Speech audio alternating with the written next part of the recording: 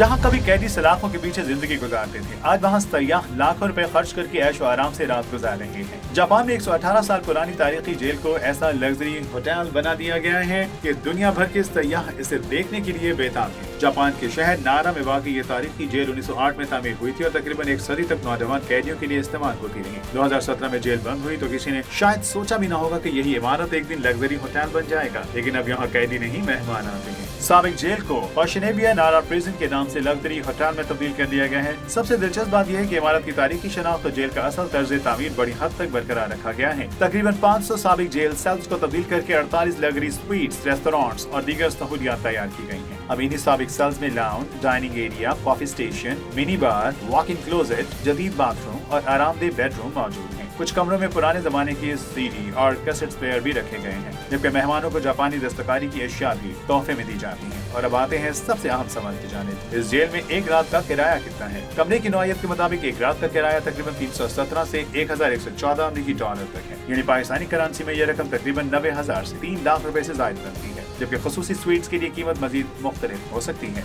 मेहमानों के लिए 9, 10 और 11 साबिक जेल सेल्स पर मुश्तमिल मुख्तलिफ स्वीट्स भी दस्तयाब हैं। लेकिन इसी होटल का मकसद सिर्फ कारोबार नहीं, सदी से जायद पुरानी इस तारीखी इमारत की देखभाल पर भारी अखराजात आते हैं। इसलिए इसी होटल में तब्दीली का एक मकसद सकाफती विरसे को महफूज रखना और इसकी देखभाल के अखराजात पूरे करना भी है।